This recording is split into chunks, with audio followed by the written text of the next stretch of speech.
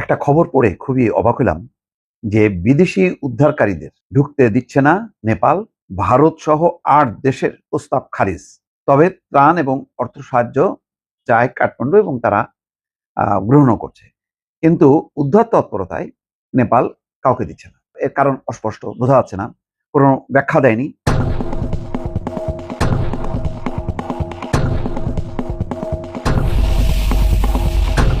উদ্ধার কাজে নিজেদেরই সেনাবাহিনী পুলিশের উপর ভরসা রাখছে নেপাল। এটা একদিক থেকে ভালো যে একটা আত্মবিশ্বাস, একটা জাতীয়তাবোধ বালেন্দ্র শাহ নেতৃত্বে নেপালের এখন সরকারের একটা জাতীয়তাবোধ প্রকাশ পায়। কিন্তু বিপর্যয়ের যে মাত্রা দেখা যাচ্ছে ভয়াবহ।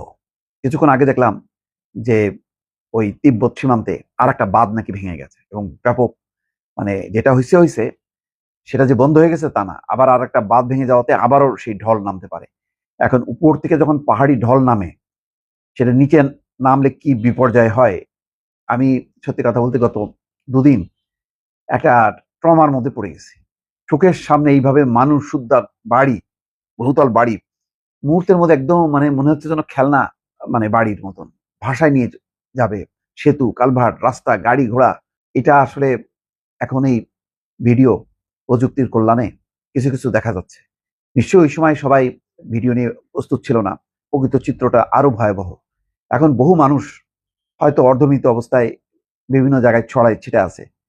তো এরকম দুর্যোগের সময় উন্নত দেশগুলো তাদের বিমান বহর নিয়ে যদি আসতো, কিছু মানুষ তো রক্ষা পাইতো, তারপরে স্পটে যে যে প্রাণগুলো দিতে পারতো।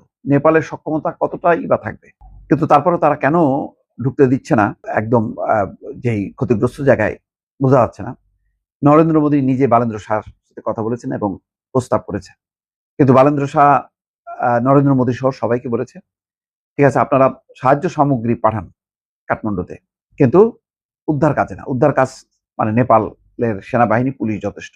এটা জানি না, এখন এই ঘটনাকে কেন্দ্র করে আভ্যন্তরীণভাবে অসন্তোষ প্রকাশ হইতে পারে যদি মৃতের সংখ্যা আস্তে আস্তে বাড়তে থাকে। এখন পর্যন্ত যা বোঝা যাচ্ছে হয়তো আজকের মধ্যে ১,০০০ ছাড়াই যাবে, তারপরে আরো বাড়বে। মানে এগুলি তো কোনো পরিসংখ্যান করাটাই এখন দুষ্কর। নেপালে উদ্ধার কাজে সাহায্য করার প্রস্তাব দিয়েছিল ভারত, এছাড়া চীন, বাংলাদেশ, শ্রীলঙ্কা, আমেরিকা, জাপান, দক্ষিণ কোরিয়া, ব্রিটেনও উদ্ধারকারী দল পাঠাতে চেয়েছিল নেপালে, কিন্তু শুক্রবার বালেন্দ্র সরকার সব দেশকে না করে দিয়েছে।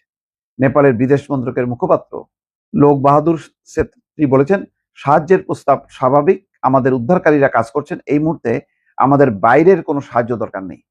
সংবাদ সংস্থা রয়টার্স জানিয়েছে, উদ্ধার কাজের জন্য আপাতত নেপাল তাদের সেনাবাহিনী, পুলিশ এবং আভ্যন্তরীণ সংস্থাগুলোর উপর আস্থা রাখছে।